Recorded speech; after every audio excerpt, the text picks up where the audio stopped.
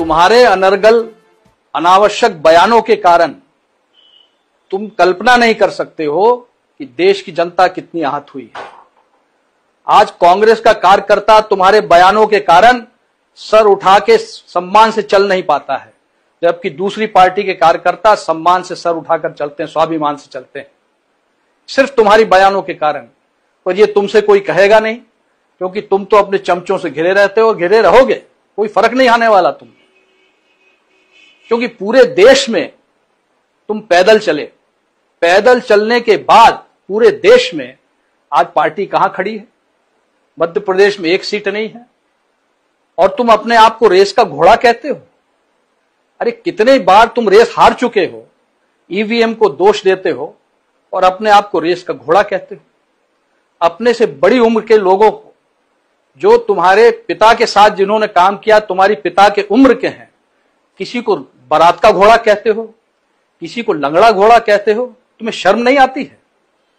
और तुम बारात का घोड़ा क्या जानो कैसे चलता है, क्योंकि तुम्हारी तो बारात ही नहीं निकली, तुम्हें क्या पता बारात का घोड़ा कैसा चलता है। इसलिए फालतू बातें करना बंद करो। আমি তো গ্রাম বাংলার মানুষ, আর সেই গ্রাম বাংলায় একটা শব্দ খুব বলা হয়, একেবারে পেলে দিয়েছে। শহরের লোকজন কতটা এই ভাষা ব্যবহার করেন আমার জানা নেই। পেলে দিয়েছে মানে হচ্ছে ওই একটু ভদ্র ভাষায় যেটাকে বলা হয় একেবারে লেজে গোবরে করে দিয়েছে। সঠিক পয়েন্টে ধরে ধরে লেজে গোবরে করে দিয়েছে। কে করেছে?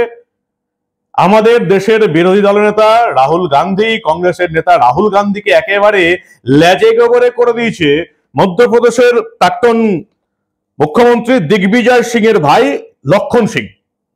একেবারে টু দা পয়েন্ট রাহুল গান্ধীকে যা বলেছেন, গত 10-15 বছর আগে যদি কেউ রাহুল গান্ধীকে বলতো, তাহলে এতদিন এই দেশ একটা ভালো নেতা পেত বা ভালো একটা বিরোধী দল নেতা পেত। আমি মাঝে মাঝে বলি যে নরেন্দ্র মোদীর চওড়া কপাল যে এমন একজন বিরোধী দল নেতাকে কংগ্রেস থেকে প্রজেক্ট করে রেখে রাখা হয়েছে, যাকে দেশের মানুষই প্রধানমন্ত্রী হিসেবে পছন্দ করে না। তাহলে কংগ্রেস ভোটে জিতবে কি করে? রাহুল গান্ধীকে এমন শিক্ষা দিলেন এই দিগ্বিজয় সিং, তার ভাই লক্ষণ সিং, অবিশ্বাস্য ব্যাপার। অথচ আমি দেখলাম একেবারে পয়েন্ট বাই পয়েন্ট ধরে ধরে শিক্ষা দিয়েছেন, পয়েন্ট বাই পয়েন্ট। ঠিক কি কি বলে শিক্ষা দিয়েছেন রাহুল গান্ধীকে, যেটা শাসক দল বিজেপির নেতারা অব্দি রাহুল গান্ধীকে শেখাতে পারে না বা সরাসরি বলতে পারে না। সবটা দেখাবো আপনাদের। আজকে আমি বলবো কম, আপনাদের লক্ষণ সিং এর বক্তব্য যেটা রাহুল গান্ধীকে শিক্ষা দিয়েছেন সেটা দেখাবো বেশি। এই প্রতিবেদন শেষ অবধি দেখুন। আমি মানব, দ্য নিউজ বাংলায় আপনাদের স্বাগত জানাচ্ছি। মধ্যপ্রদেশের প্রাক্তন মুখ্যমন্ত্রী, বর্তমানে সাংসদ দিগ্বিজয় সিং এর ভাই লক্ষণ সিং, প্রায় একই রকম দেখতে মুখের কাটিংটা। লক্ষণ সিংকে কংগ্রেসের তরফ থেকে 6 বছরের জন্য বহিষ্কৃত করা হয়েছে। প্রায় 2019 সাল থেকে আমি দেখছি তিনি একেবারে সঠিক মন্তব্য করছেন, যেটাকে কংগ্রেসের তরফ থেকে বলা হয়েছে কন্ট্রোভার্সিয়াল কমেন্ট। এবং তারপরে এবছরের একেবারে এপ্রিল মাসেরও বেশ কিছু কন্ট্রোভার্সিয়াল কমেন্ট করেছেন। বিশেষ করে এই যে পেহেলগাঁওয়ে হামলার পর কংগ্রেসের তরফ থেকে যা যা মন্তব্য করা হচ্ছিল, লক্ষণ সিং একেবারে উড়িয়ে দিয়েছেন। রাহুল গান্ধীর তরফ থেকে যেভাবে কথা কমেন্ট করা হয়েছে, লক্ষণ সিং একেবারে উড়িয়ে দিয়েছেন। রাহুল গান্ধীর পরিবারের তরফ থেকে প্রিয়াঙ্কা ভদ্রার হাজব্যান্ড রবার্ট ওয়াদ্রা যেটা কথা বলেছেন সেটাকেও তিনি উড়িয়ে দিয়েছেন। একেবারে সঠিক কথা বলেছেন। আমি এই লক্ষণ সিং এর বক্তব্যটা শুনছিলাম, এত পরিষ্কার ক্লিয়ার কাট বক্তব্য আমি আজ অব্দি কোনো কংগ্রেস নেতার মুখ থেকে শুনিনি। গান্ধী পরিবারকে ভয় করে চলতে হবে, এটাই হচ্ছে কংগ্রেসের নীতি। গান্ধী পরিবারকে মেনে চলতে হবে কংগ্রেসের নীতি। সেই নীতিকে একেবারে গঙ্গার জলে বিসর্জন দিয়ে এভাবে যে পরিষ্কার করে কথা বলা যায়, লক্ষণ সিং দেখিয়ে দিয়েছেন। লক্ষণ সিং এর আগেও কিন্তু আমরা দেখেছিলাম যে কেন্দ্রের সাপোর্টে ছিলেন। যখন কাশ্মীর থেকে 370 ধারা তুলে দেওয়া হলো, কংগ্রেস বিরোধিতা করেছিল, এই লক্ষণ সিং কংগ্রেসের নেতা হয়েও সেই কাশ্মীরের বিশেষ ক্ষমতা তুলে দেওয়ার সাপোর্টে বলেছিলেন। আর এবারে তিনি একেবারে বোমা ফাটিয়ে দিয়েছেন। বেশি কথা বলবো না, আপনারা একবারে সরাসরি দেখুন লক্ষণ সিং কিভাবে কংগ্রেস এবং রাহুল গান্ধীকে उचित शिक्षा दिलन। सर्वप्रथम मैं सभी देवी देवताओं को प्रणाम करता हूं। मेरे गुरु, मेरे मार्गदर्शक प्रभु श्री कृष्ण को के चरणों में नमन करता हूं। आप सभी मीडिया वालों के और सभी प्रदेश की जनता के सामने हाथ जोड़कर प्रणाम करता हूं। साथियों, हमारे देश में पहलगाम में एक बड़ा दर्दनाक आतंकवादी हमला हुआ, जिसमें निर्दोष नागरिकों को मारा गया, उनका धर्म पूछकर मारा गया। बहुत बड़ी घटना हुई, दुर्घटना हुई। उसके बारे में मैंने एक वीडियो जारी किया था, उसमें कुछ बातें कही थी। पता नहीं, मुझे बड़ा आश्चर्य होता है इस बात पर कि मेरी अपनी कांग्रेस पार्टी, जो देश को जिसने आजाद कराया, कांग्रेस पार्टी के कई कार्यकर्ता, कई नेता शहीद हुए आजादी की लड़ाई में, वो पार्टी मुझसे सवाल कर रही कि मैंने ऐसा क्यों कहा। बहुत आश्चर्य हुआ, बहुत दुख हुआ। मुझे नोटिस दिया गया, मैंने उसका जवाब दिया। उस जवाब को संतोषजनक इसलिए नहीं माना गया कि मैंने उसमें राहुल गांधी प्रधानमंत्री बनेंगे नहीं लिखा था, ये जवाब में नहीं लिखा था, इसलिए उसको माना नहीं गया। और मुझसे कहा गया कि मैं ये लिखूं उसमें कि राहुल गांधी प्रधानमंत्री बनेंगे तो नोटिस वापस ले लिया जाएगा। मैंने मना कर दिया, मैं कोई ज्योतिषी नहीं हूं, और उन्होंने मुझे पार्टी से 6 साल के निष्कासित कर दिया। निरंतर राहुल गांधी के इशारे पर सेना से सवाल किए जा रहे हैं। क्या ये अच्छा है? देश के लिए अच्छा है? बिल्कुल नहीं। और नियम ये है, उस संसद के नियम नहीं जानते हैं। नियम ये है कि संसद में केवल डिफेंस बजट पर चर्चा कर सकते हैं, डिफेंस की रणनीति पर कोई चर्चा नहीं कर सकते, न डिफेंस, न पार्लियामेंट में, न बाहर। ये नियम है। क्योंकि जो पुलवामा हमला हुआ है, इसमें हमारे जवान शहीद हुए हैं, वो इसलिए हुआ कि इंफॉर्मेशन लीक हो गई थी कि ट्रूप मूवमेंट कहां से हो रहा है, और उसका परिणाम हमारे जवानों की जान देकर हमको भुगतना पड़ा। तो इस तरह की अनर्गल बात करना क्या उचित है? फिर जब पाकिस्तान का प्रधानमंत्री यह कह रहा है कि वो उन्हें रात को 2:30 बजे पता चला कि उनके सारे हवाई अड्डों को तबाह कर दिया गया है, कई उनके लड़ाकू जहाज तबाह कर दिए गए हैं, तो उसके बाद राहुल गांधी का ये पूछना कि कितने हवाई जहाज हमारे गिर गए, आप पाकिस्तान के प्रधानमंत्री से भी एक कदम आगे निकल गए, ये बहुत ही एक दुख की बात है। और सवाल अब मैं कर रहा हूं, जवाब आपको देना है। कांग्रेस वो पार्टी है जिसने देश को आजाद करवाया, कई देशवासियों ने अपनी जान दी। क्या इसलिए दी है उन्होंने जान कि हम अपनी बहादुर सेना पर सवाल खड़े कर सकें? तुम्हारे अनर्गल अनावश्यक बयानों के कारण तुम कल्पना नहीं कर सकते हो कि देश की जनता कितनी आहत हुई है। आज कांग्रेस का कार्यकर्ता तुम्हारे बयानों के कारण सर उठा के सम्मान से चल नहीं पाता है, जबकि दूसरी पार्टी के कार्यकर्ता सम्मान से सर उठाकर चलते हैं, स्वाभिमान से चलते हैं, सिर्फ तुम्हारी बयानों के कारण।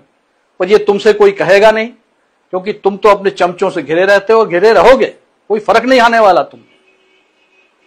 क्योंकि पूरे देश में तुम पैदल चले, पैदल चलने के बाद पूरे देश में आज पार्टी कहां खड़ी है? मध्य प्रदेश में 1 सीट नहीं है, और तुम अपने आप को रेस का घोड़ा कहते हो। अरे कितने बार तुम रेस हार चुके हो, ईवीएम को दोष देते हो और अपने आप को रेस का घोड़ा कहते हो। अपने से बड़ी उम्र के लोगों को, जो तुम्हारे पिता के साथ जिन्होंने काम किया, तुम्हारी पिता के उम्र के हैं, किसी को बारात का घोड़ा कहते हो, किसी को लंगड़ा घोड़ा कहते हो। तुम्हें शर्म नहीं आती है? और तुम बारात का घोड़ा क्या जानो कैसे चलता है, क्योंकि तुम्हारी तो बारात ही नहीं निकली, तुम्हें क्या पता बारात का घोड़ा कैसा चलता है। इसलिए फालतू बातें करना बंद करो। जो बुद्धिजीवी तुम्हारी पार्टी में है, जो समझदार लोग हैं, उनसे राय लो, और नहीं तो पार्टी का अंत देख रहे हो, आगे अंत ही होना है पार्टी का। पार्टी बिखर जाएगी, बिखर ही रही है। साथियों, आज समय आ गया एक नई कांग्रेस गठन करने का। आवश्यकता है हमें उस पार्टी की, ऐसी कांग्रेस पार्टी की जिसमें जनता कार्यकर्ता निर्णय लें और कोई ऊपर का हाई कमान न हो। फैसले हम बैठ कर लें, कार्यकर्ताओं के बीच में फैसले लें, चौपालों में बैठकर लें, मैदानों में बैठकर लें, और तभी एक ऐसी कांग्रेस पार्टी हम खड़ी कर सकेंगे जिसका कार्यकर्ता स्वाभिमान से सर ऊंचा करके चल सकेगा। जहां तक रहा पार्टी के विभाजन का सवाल, तो स्वयं इंदिरा जी ने पार्टी का विभाजन कराया था, कौन सी नई बात है। और तुम्हारे कार्यकाल में तो 3-3 बार विभाजन पहले हो चुका है, और अब समय आ गया है कि मध्य प्रदेश में भी एक ऐसी कांग्रेस का गठन हो और ऐसा संगठन बने जिसकी सोच कम से कम राष्ट्रीय सोच हो, और राष्ट्र हित को सर्वोपरि रखकर वो कांग्रेस पार्टी का काम करे। और यह होगा, अवश्य होगा। दूसरी बात, नरसिंह राव जी हमारे प्रधानमंत्री स्वर्गीय, जो कांग्रेस के अध्यक्ष भी थे और जिन्होंने देश को एक नई आर्थिक दिशा दी थी, नरसिंह राव जी ने, मनमोहन सिंह जी ने।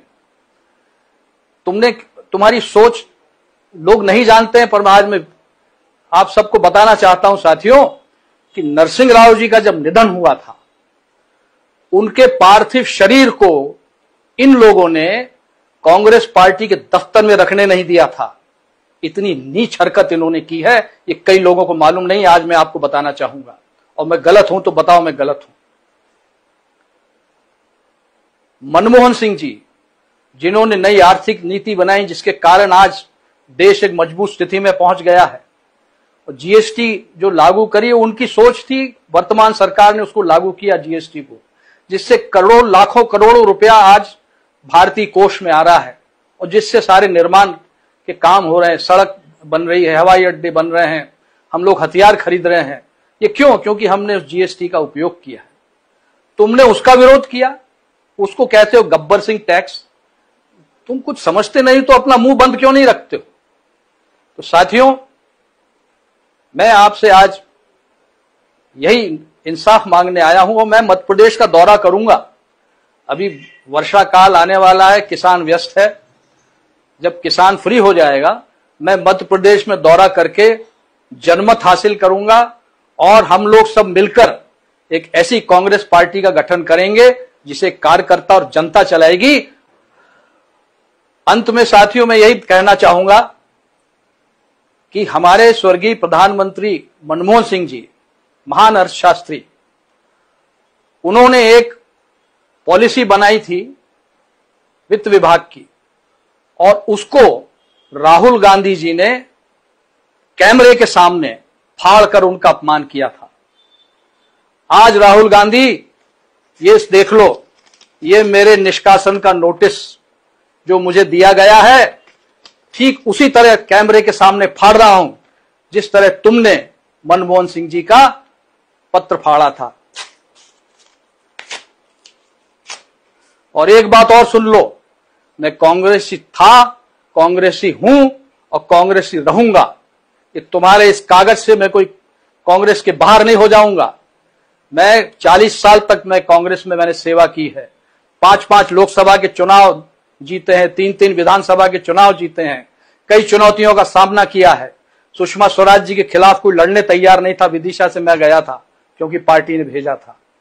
तो सुन लो ये, और हमारे साथी जो देख रहे हैं, साथियों, अब समय नहीं है कि इनके आगे झुको, इनकी चमचागिरी करो। अरे पार्टी आपसे चलती है और पार्टी आप ही चलाओगे, और इनकी समझ में नहीं आता तो छोड़िए इनको। हम लोग मिलकर एक नई कांग्रेस खड़ी करेंगे। आप सबको बहुत बहुत धन्यवाद। ईश्वर आप सबका कल्याण करे। धन्यवाद। जय हिंद। রাহুল গান্ধী প্রশ্ন তুলেছিলেন যে পাকিস্তানের তরফ থেকে কতগুলো বিমানকে ভারতের বিমানকে নামিয়ে দেওয়া হয়েছে।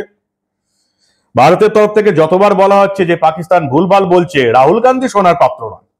এবার একেবারে যে রাফাল যে বিমান তারা তাদের যারা তৈরি করে, যে ফ্রান্সের যে দাসল্ট এভিয়েশন, যাদের কাছে এখনো সোর্স কোড আছে, রাফায়েল বিমান যদি পড়ে যায় তাহলে ফ্রান্স আগে জানতে পারবে, দাসল্ট এভিয়েশন আগে জানতে পারবে, তাদের কাছে সোর্স কোড আছে। তাদের তরফ থেকে এই দাসল্ট এভিয়েশনের সিইও এরিক ট্রাফিয়ার পরিষ্কার বলেছেন, কোন রাফাল যুদ্ধ বিমান ভারতের এই ভারত পাকিস্তানের যুদ্ধে ধ্বংস হয়নি।